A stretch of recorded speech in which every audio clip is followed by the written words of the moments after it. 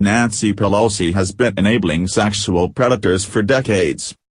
As Guy has thoroughly exposed, over the weekend House Minority Leader Nancy Pelosi defended Congressman John Conyers as an icon amid allegations he fired a woman on his staff after she refused to give him sexual favors.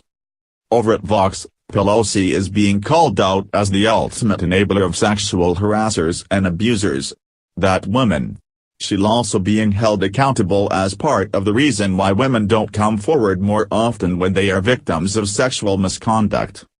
Conyers is the credible one. He is an icon, she told Todd. The woman? I do not know who they are. Do you? She asked the host. They have not really come forward.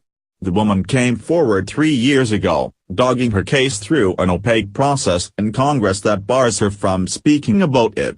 She spoke to BuzzFeed anonymously. Conyers is the real victim.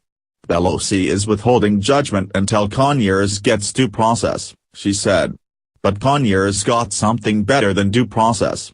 Congress wrote the rules for how sexual harassment claims are handled, exempting members from requirements that most other employers must follow.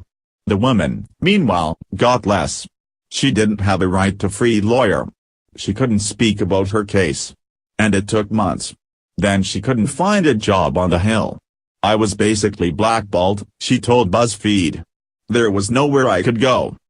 But that's exactly what Pelosi is, that woman, a faux feminist who has been enabling sexual predators for decades. We can start with her full-throated defense of former President Bill Clinton. She's been defending his documented and repetitive bad behavior since the 1990s and did so again on Meet the Press Sunday.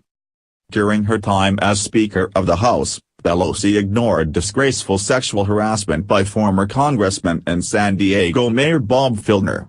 During his time as chairman of the Veterans Affairs Committee, Filner sexually harassed female veterans who were victims of rape during their time in the military.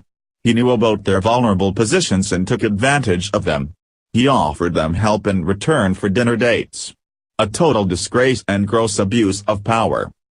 Filner's record as an advocate for veterans, and female veterans in particular, make the latest developments in the charges of sexual harassment against him that much more deplorable.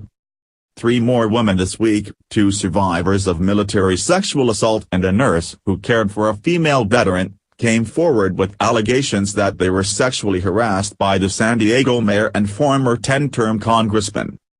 Nurse Michelle Tyler on Tuesday charged that she approached Filner in June to ask for assistance dealing with the Veterans Affairs Department on behalf of her patient Catherine Ragazzino, an Iraq War veteran.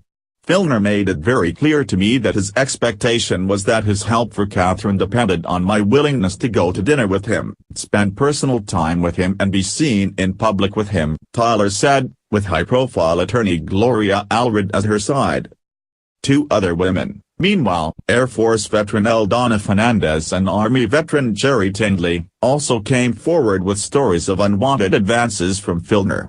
Both Fernandez and Tindley are survivors of sexual assault in the military and members of the National Women's Veterans Association of America, NVA, in San Diego. The NVA's President Tara Jones told CNN that she's spoken to 7 or 8 women in the organization who had uncomfortable encounters with Filner. He went to dinners, asked women out to dinners, grabbed breasts, buttocks. The full gamut. Everything that is complete violation of what we stand for, Jones said. He's a sexual predator. And he used this organization for his own personal agenda. What goes on in San Diego is up to the people of San Diego. I'm not here to make any judgments, Pelosi said at the time and after Filner admitted to wrongdoing, again ignoring his known behavior in Congress.